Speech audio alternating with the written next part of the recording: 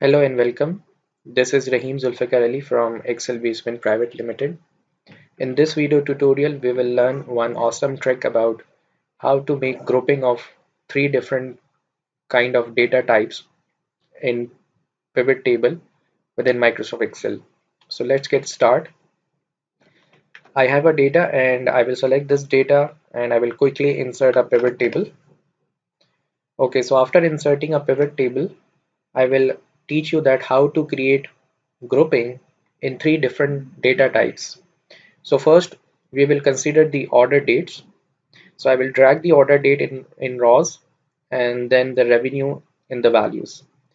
If you are using the latest version of Microsoft Excel just like 2016 or 2019, by default Microsoft Excel pivot table makes a grouping of month wise. But for example, most of the times if you see this kind of a data in your pivot table, just like the dates are coming, and you want to convert or make a grouping of these dates into months, quarters, or years, right click on this raw labels, which is any of the date. You will have a contextual menu and just click on group. So a grouping dialog window will open where the Excel pivot table has automatically picked the starting date and the ending date, and it says that how you want to group by these daily basis dates. So if we want to group by into months, I will just click on months and press OK. That's it. If you want more than one grouping, again you will go to grouping and you can select quarters and years as well. So now you can see that there is a year at the top 2019 and quarter wise sales, right? It's very easy. So when you have a data just like order dates or any other kind of a dates column, you can convert all those dates into a grouping with a different time period. So we have available criteria of seconds, minutes, hour, days, months, quarters, and years. But what if we want to do it on a weekly basis? So we don't find anything weekly written here. So there is a little technique. When you click on days, the number of days field will active, and instead of 1 you can write 7 here. So now this data is being representing a weekly data. Okay, so this is how it's very awesome feature of grouping with respect to the dates column, right? Next, for example, if we have a column which contain text values, okay, just like a column we have a region. So let me put region here.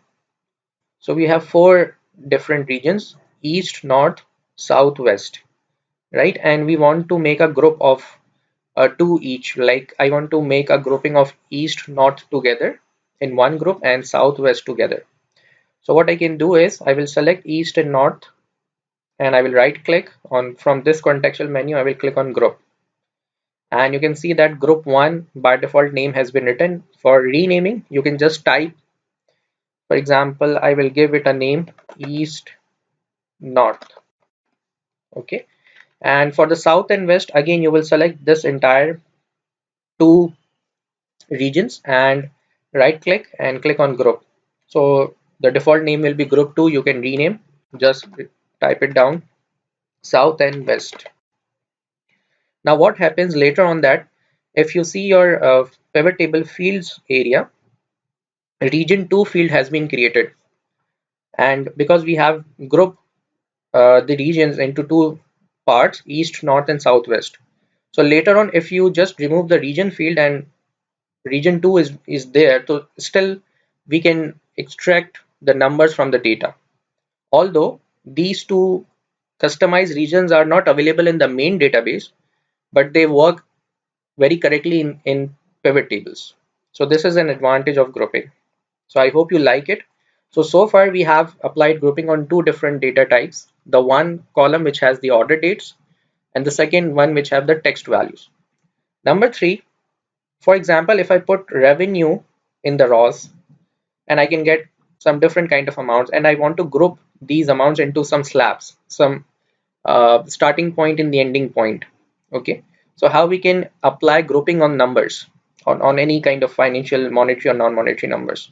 So it's very easy. Right click, go to group, and this time grouping window will change.